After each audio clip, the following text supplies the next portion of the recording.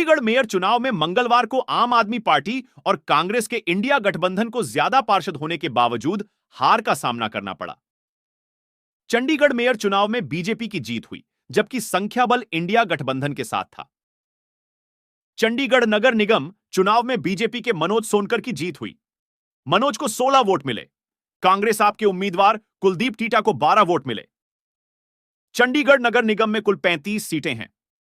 मगर यह चुनाव जिस तरह से हुआ और जैसे वीडियो सामने आए हैं, उनको देखते हुए विपक्ष के नेताओं ने बीजेपी पर चुनाव में धांधली करने जैसे गंभीर आरोप लगाए हैं।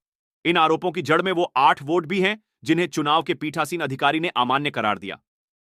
इस कहानी में यही समझने की कोशिश करते हैं कि आखिर चंडीगढ़ मेयर चुनाव के नतीजों पर सवाल क्यों उठ रहे हैं। किसके पास कितने वोट? चंडीगढ़ नगर निगम में बीजेपी के पास 14 पार्षद हैं। सदन में अकाली दल का सिर्फ 1 पार्षद है।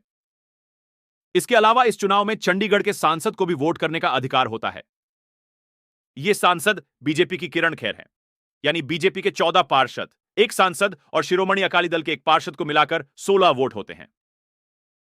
आम आदमी पार्टी के पास 13 पार्षद और कांग्रेस के पास 7 पार्षद हैं, यानी इंडिया गठबंधन के पास कुल 20 वोट थे। इसी संख्या बल की मजबूती को देखते हुए आम आदमी पार्टी और कांग्रेस इसे लोकसभा चुनाव से पहले इंडिया गठबंधन के बीजेपी से पहले मुकाबले की तरह देख रही थी। आप और कांग्रेस नेताओं ने चुनाव से पहले ही मेयर चुनाव में बीजेपी के हारने की भविष्यवाणी की थी। ऐसे में जब मेयर चुनाव के नतीजे आए तो इससे सदन के बाहर भी हंगामा हुआ और सदन के अंदर भी विवाद हुआ। चुनाव प्रक्रिया के दौरान के जो वीडियो सामने आए हैं, उनमें देखा जा सकता है कि पीठासीन अधिकारी मतपत्रों पर हस्ताक्षर करते या कुछ लिखते हुए दिखते हैं। विपक्षी दलों का आरोप है कि पीठासीन अधिकारी ने ही मतपत्रों पर निशान बनाए, जिन्हें बाद में अमान्य करार दिया गया। इन मतपत्रों को अमान्य करार दिए जाने की वजह के बारे में चुनाव प्रक्रिया के दौरान कुछ नहीं बताया गया है। हालांकि इन आरोपों को पीठासीन अधिकारी खारिज करते हैं। वीडियो में देखा जा सकता है कि पीठासीन अधिकारी जैसे ही चुनाव नतीजों में बीजेपी के जीतने का ऐलान करते हैं, तभी बीजेपी के मेयर पद के उम्मीदवार मनोज सोनकर को एक व्यक्ति पकड़कर लाता है और पीठासीन अधिकारी के उठने से खाली हुई कुर्सी पर बैठा देता है। बीजेपी जीत का दावा करते हुए जश्न मनाना शुरू करती है। वहां खड़े आप कांग्रेस के पार्षद इसका विरोध करते हैं। वीडियो में देखा जा सकता है कि एक व्यक्ति बैलेट पेपर यानी मतपत्र को पीठासीन अधिकारी की मेज से उठाकर ले जाने लगता है। पीठासीन अधिकारी इन पेपर्स को वापस देने के लिए कहते हैं। संभवतः बीजेपी पक्ष के कुछ लोग जो मनोज सोनकर के जीतने पर उत्साह में नजर आ रहे थे और पुलिस के मार्शल बैलेट पेपर्स को उठाकर ले जाने वाले व्यक्ति के ऊपर लगभग कूद पड़ते हैं। इन मतपत्रों को छीना जाता है और ये मतपत्र पीठासीन अधिकारी को दिए जाते हैं। पीठासीन अधिकारी इन मतपत्रों को लेकर मौके वाली जगह से तेजी से बाहर निकल जाते हैं। बीजेपी और कांग्रेस का आरोप है कि जिन 8 वोटों को अमान्य किया गया है वो किस वजह से किए गए हैं, यह नहीं बताया गया है। विपक्ष का आरोप है कि इन मतपत्रों के वोट गिनने या अमान्य करार दिए जाने में धांधली हुई है।